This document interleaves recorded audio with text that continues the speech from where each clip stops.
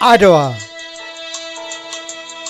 አድዋ ልዩ ልዩ ታሪኮችን ወጥ የሆኑ ስራዎችን በልዩ ልዩ ሀገራዊና ዓለም አቀፋዊ ጉዳዮች ላይ ትኩረትን በማድረግ ዝግጅቶችን ማቅረብ ነው። አዘጋጅና አቅራቢ ግርማ መዓዛ።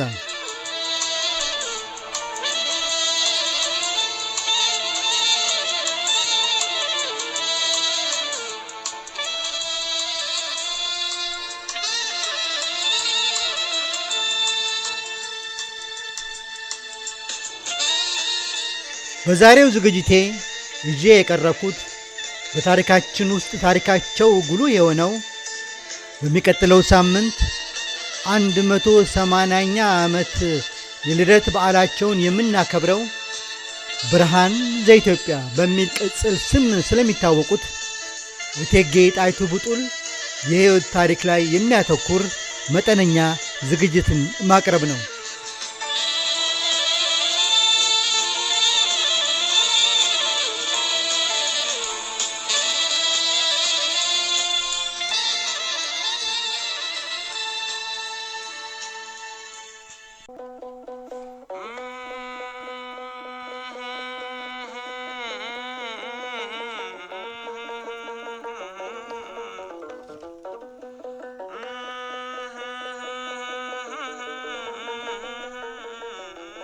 እቴጌ ጣይቱ ብጡል በሀገራችን ታሪክ ውስጥ በወርቅ ቀለም ከተጻፈላቸው የሀገራችን ባለውለታዎች መሃል አንዷ ናቸው።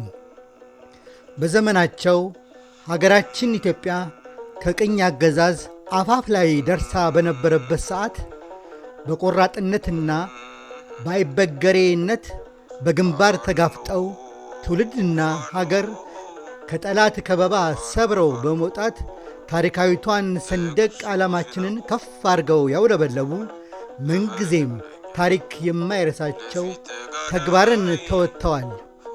በተለይ ደግሞ የአድዋው ጦርነት ድል ታሪክ ሲጠቀስ የጣይቱ ብጡል ድርሻ ጨርሶ የሚዘነጋም አይደለም። የታሪኩ አንዱ ደማቅ ቀለም ነውና።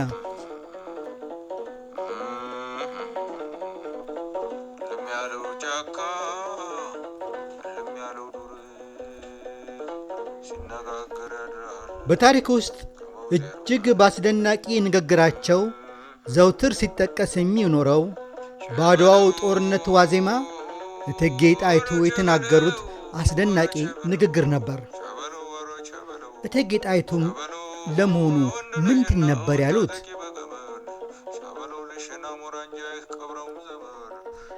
እኔ ሴት ነኝ፣ ጦርነትን አልወድም። ሆኖም ኢትዮጵያን የኢጣሊያ ጥገኛ የሚያደርግ ውል ከመቀበል ጦርነትን እመርጣለሁ። መልኩ ከመልካችን የማይመሳሰል፣ ቋንቋው ከቋንቋችን የማይገጥም፣ ፈጣሪ በባህር ከልሎ የሰጠን ሀገራችንን የሚቀማ ጠላት መጥቶ እንዴት ዝም እንላለን? እንዋጋለን እንጂ። አረ ለመሆኑ ተራራው፣ ሸለቆው፣ ወንዛ ወንዙ፣ ሜዳው፣ ጨፌው የማን ነው ቢሉት የማን ብሎ ሊመልስ ነው? እንገጥመዋለን ነበር ያሉት። ሳትነው ግባና ቀደስ ሳትነው ጣሊያን ጉዳዬ ሳትነው ጣሊያን ጉዳዬ። በአድዋው ጦርነት ብዙዎች ተሰውተዋል፣ ወድቀዋል።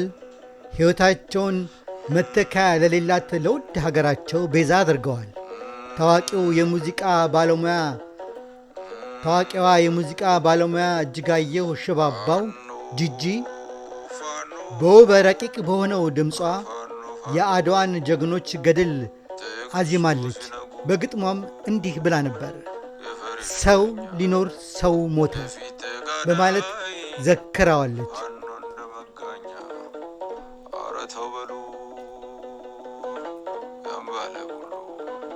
ሰጥተው ለነፋስ አንጓሉ አንጓሉ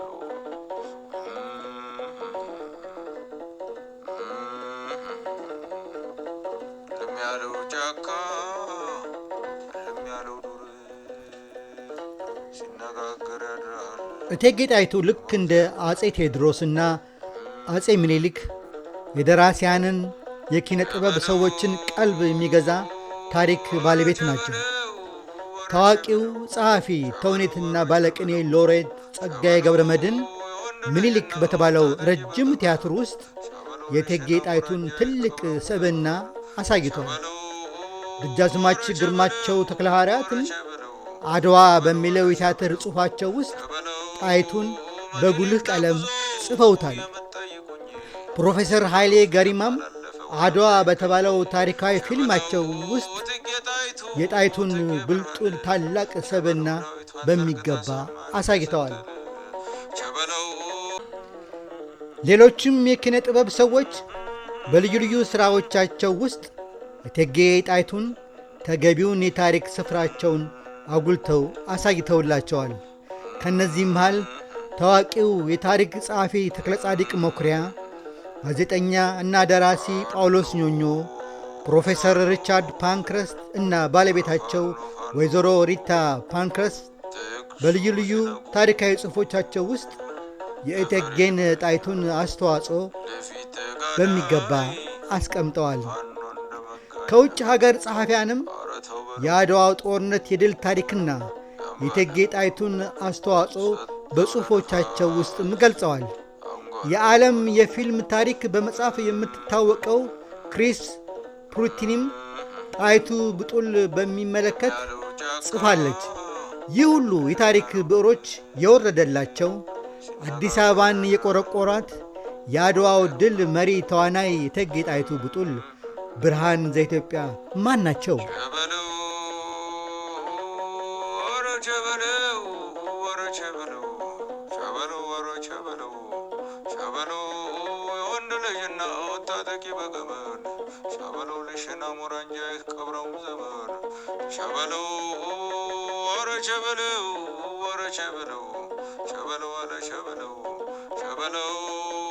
ምኒልክ ተጉዞ የምትጠይቁኝ ሸበለው ፊትም አላለፈ ኋላም አይገኝ ሸበለው እቴጌ ጣይቱ እቴጌ ብርሃን ሸበለው ዳዊቷን ዘርግታ ሳማን የሰጠል ሸበለው ለቆሰለው ጀግና አንኳ ስታድል ሸበለው እንዲህ ተሰርቶ ነው ያድዋው ድል።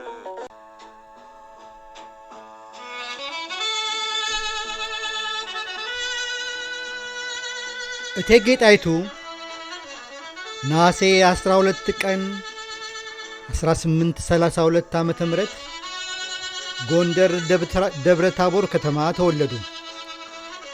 ገና ልጅ ሳሉ አባታቸው በጦርነት ስላጡ ወደ ጎጃም ተጉዘው በደብረ መዊ ገዳም በዘመኑ ይሰጥ የነበረውን ትምህርት ተከታትለዋል። ጽሕፈትን፣ ንባብን፣ ግዕዝን፣ አማርኛ፣ ቅኔን፣ ታሪክና ሌሎችንም በሚገባ ተምረዋል። እቴጌ ጣይቱ የዘር ሐረጋቸው የሚመዘዘው ከኢትዮጵያ ነገሥታት ተዋረድ ውስጥ በመሆኑ በሥርዓት በእንክብካቤ ያደጉ ናቸው። አፄ ቴዎድሮስ ወደ ሸዋ ዘምተው አፄ ምኒልክን ማርከው ጎንደር ወስደው በሚያሳድጓቸው ወቅት ምኒልክ በዛ በነበሩ ሰዓት በተለያዩ ሰዎች አማካኝነት ጣይቱ ስለምትባል ሴት ብልህነት፣ አርቆ አስተዋይነት ወሬ በተደጋጋሚ ይሰሙ ነበር። ጣይቱ ማን ናት? ምን አይነት ሴት ናት? እያሉ በልባቸው ውስጥ ያወርዱ ነበር።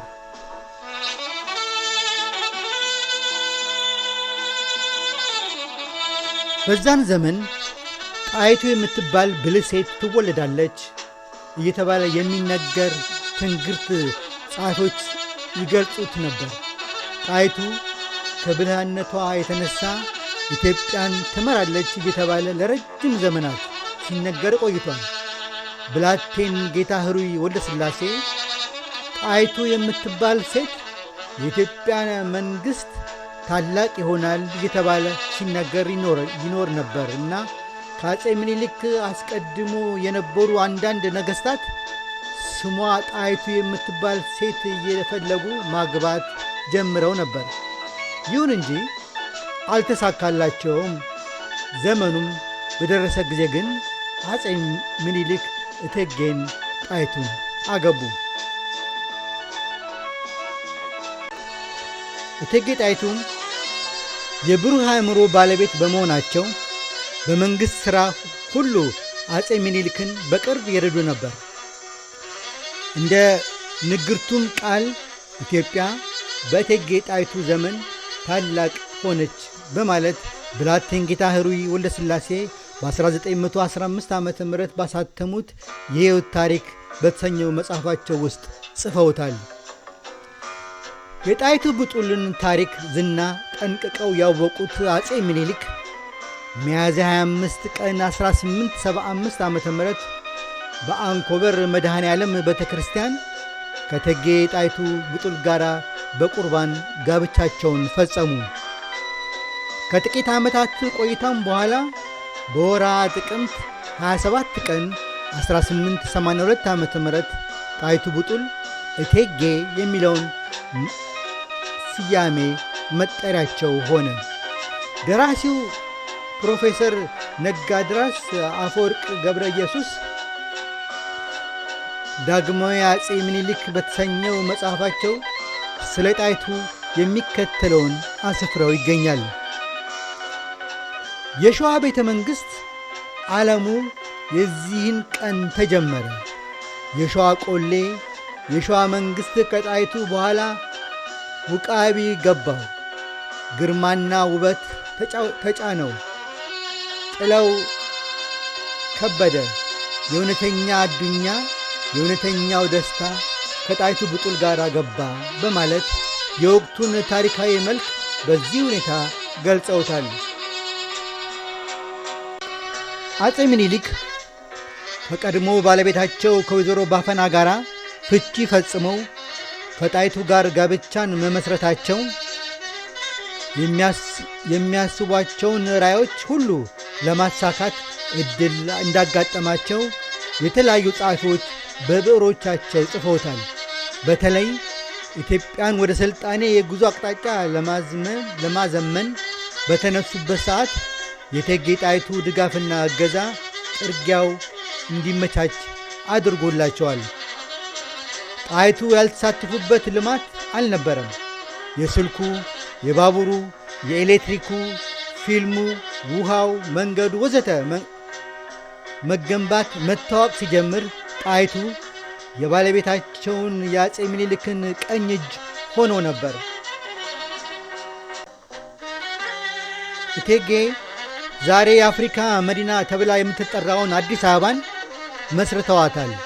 ታሪክ እንደሚነግረን እቴጌ ጣይቱ ብጡል ከእንጦጦ እየወረዱ ፍልውሃ አጠገብ ድንኳን አስተክለው ሳምንትና 2 ሳምንት ይኖሩ ነበር። ፍልውሃው ለመነከር በተደጋጋሚ ከእንጦጦ በመውረዳቸው ምክንያት በህዳር ወር 1878 ዓ ም ምኒልክ ወደ ሐረር ዘምተው ባነበረበት ሰዓት አሁን ታላቁ ቤተ መንግሥት በሚገኝበት ቦታ ቤት እንደሰሩና አዲስ ከተማ እንዲቆረቆር ትእዛዝም ሰጡ። በዚሁም መሠረት አዲስ አበባ ብለው ስያሜዋን ያወጡላትን ከተማ ከእንጦጦ ግርጌ ለመመስረት ቻሉ። አጼ ምኒልክ ከሐረር ዘመቻ ሲመለሱም የእቴጌን ሐሳብ ተቀብለው የቤተ መንግሥቱ ሥራ እንዲፋጠን አደረጉ። አድባራትንም ተከሉ። አዲስ አበባም የአገሪቱ ዋና ከተማ ሆነች። እቴጌ ጣይቱ መሳፍንቱን ባላባቶቹንና ተራውንም ሕዝብ በግብራቸውና በድግሳቸው ሁልጊዜ ያስደስቱ ነበር። ይሁን እንጂ የአውሮፓውያን እንግዶች ብዛታቸው ከጊዜ ወደ ጊዜ እየጨመረ ሲመጣ ለነሱ የሚሆን የግብር ምግብ ማዘጋጀት አስቸጋሪ መሆኑን ተረዱ። ይህን ሁኔታ በምን መንገድ ሊቃለል እንደሚችል አሰቡ። ለፈረንጆች እንደ ባህላቸው ምግብና መጠጥ የሚቀርብበት ቤት እንዲሠራ ሐሳብ አቀረቡ። በስማቸውም የሚጠራ ታሪካዊውን በሀገራችን ቀዳሚ የሆነውን ጣይቱ ሆቴልን ለመክፈት ቻሉ።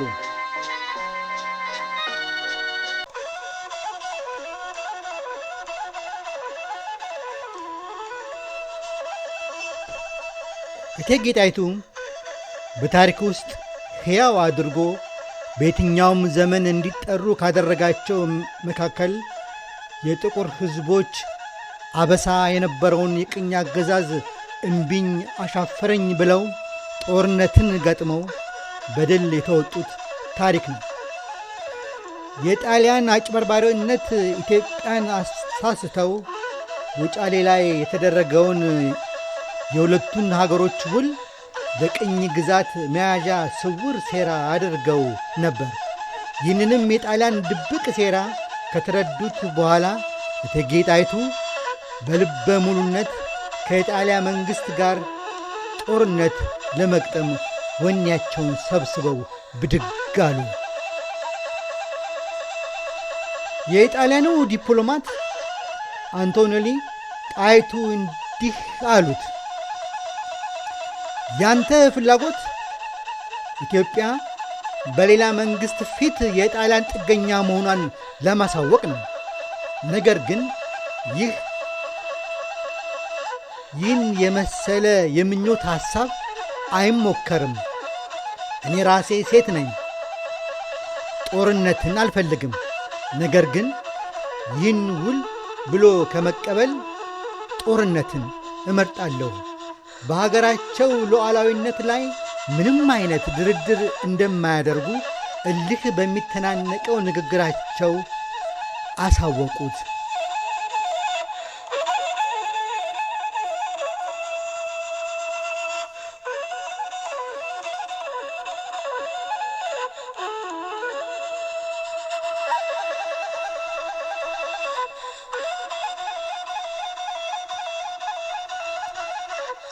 ከዚያም በሥራቸው 3000 እግረኛ ወታደር 6000 ፈረሰኛ ጦር ይዘው እየመሩ ከአጤ ምኒልክ ጎንና ከሌሎችም የአድዋ ጀግኖች ጋር ወደ አድዋው ጦርነት ዘምተው ታሪክን ሰሩ። እቴጌ ጣይቱ ቅኝ አገዛዝን ተዋግተው ድል በማድረግ ሀገርን በነጻነት አስከብሮ በማቆየት በዓለም የሴቶች ታሪክ ውስጥ ጉልህ ስፍራ አስመዝግበው የሚገኙ ናቸው። የእቴጌ ጣይቱን በሳል የጦርነት ስልታቸው ከሚጠቀስበት አንዱ የመቀሌው ከበባ በድል እንዲጠናቀቅ የተጫወቱት በሳል የጦርነት ስልታቸው ነበር። የኢጣሊያን ወታደሮች መቀሌን እንዳስ ኢየሱስ ላይ ፎርት ዲ ጋሊዮኖ የሚባለውን ቦታ መሽገው ለ2 ሳምንታት የኢትዮጵያን ጦር አላስጠጋም ብለው ነበር። እቴጌ ጣይቱ ባመጡት ብልሃት በራሳቸው ከሚታዘዘው ጦር ምርጥ ተዋጊዎችን በሌሊት ልከው ጣሊያኖች የሚጠቀሙበትን ከምሽጋቸው በስተደቡብ ያለውን ማይን ሺቲ የተባለውን ምንጭ በኢትዮጵያውያን ጦር ቁጥጥር ስር እንዲሆን አደረጉ። ይህ ወታደራዊ እርምጃ በጣሊያኖች ዘንድ ከፍተኛ የሆነ ችግር በመፍጠሩ ጣሊያኖች ምሽጋቸውን ለቀው እንዲወጡና ከባድ ጉዳት እንዲደርስባቸው አስቻለም።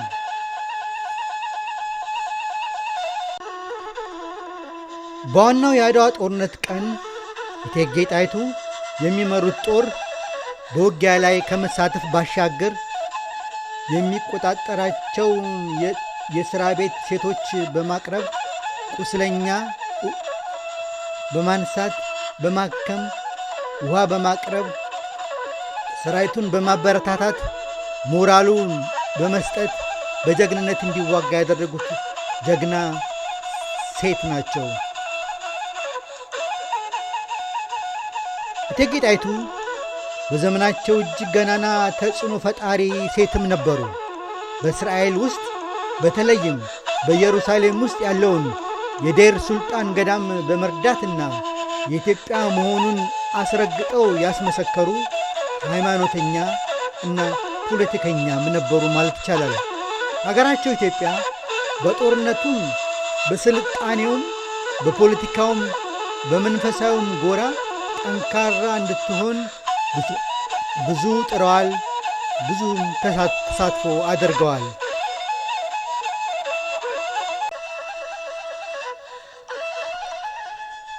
ታሪክ እንደ ጅማሬው ፍጻሜውም እንዳለ ሁሉ ታላቁ የኢትዮጵያ መሪ አጤ ምኒልክ ታኅሳስ 3 ቀን 1906 ዓመተ ምህረት እምዬ ምኒልክ አረፉ። ብዙም ሳይቆይ የቤተ መንግሥቱ ሹማምንቶችም እቴጌ ጣይቱን በመፍራት ስልጣን ከሸዋ እጅ ወጥቶ ወደ ጎንደር ሊሄድ ነው በማለት ስጋት አደረባቸው። በጉዳዩም ላይ ዶለቱ። በዚህም ዱለታ እቴጌ ጣይቱ የዱለታው ሰለባ ሆኑ። ወደ እንጦጦ ማርያም ሄደው በግዞት እንዲቀመጡ አደረጓቸው።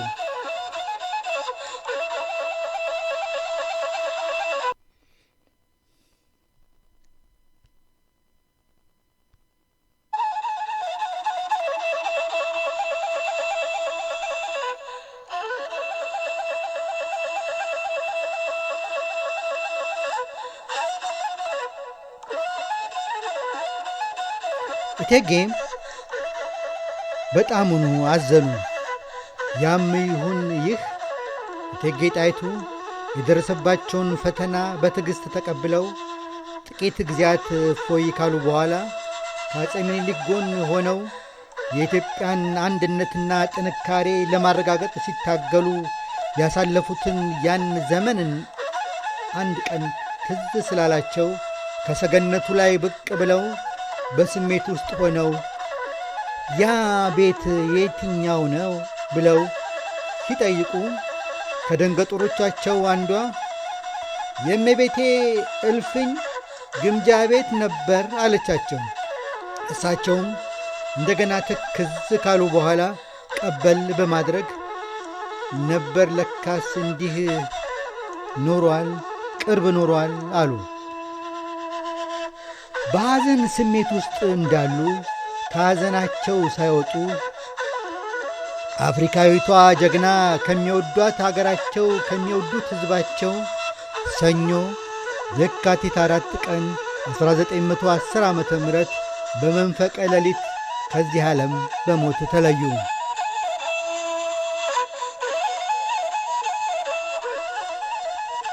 አስክሬናቸውም በወርቅ ሰረገላ በተከበበ የእንጨት ሳጥን ተደርጎ በብረት ሳጥን ውስጥ ከገባ በኋላ በቀድሞ የጸሎት ቤታቸው ውስጥ ሸራ ቤት እየተባለ ይጠራ በነበረው ፀሐይ እንጦጦ ማርያም ቤት ውስጥ በታላቅ ክብር አረፈ።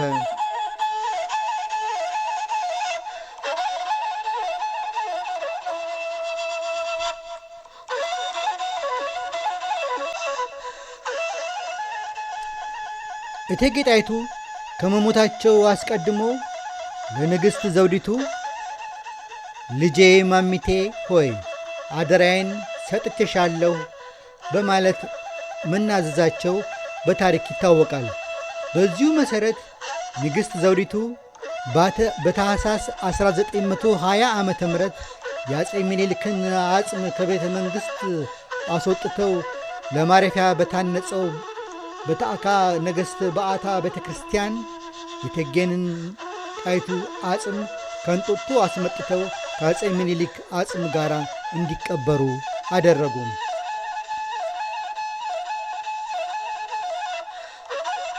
የጣይቱ ብጡል ታሪክ በታሪካችን ውስጥ ምንጊዜም ሲጠቀስ የሚኖር ነው።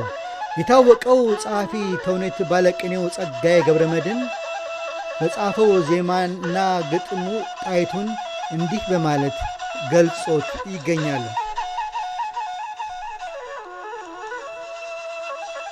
ጣይቱ ፀሐይቱ ደማቂቱ ጣይቱ ብቸኛይቱ በቅኔ ተካዥቱ ጠበብቲቱ ጣይቱ ጣይቱ በማለት ገልጾታል። እኔም የዛሬውን ዝግጅቴን በዚህ ላይ ያጠናቀቅኩኝ፣ በሚቀጥለው ጊዜ በሌላ ርዕስ በሌላ ፕሮግራም እስክንገናኝ የምሰናበታችሁ ግርማ መዓዛ ነኝ። መልካም ሳምንት ለሁላችንም። ኢትዮጵያ ለዘላለም ትኖር።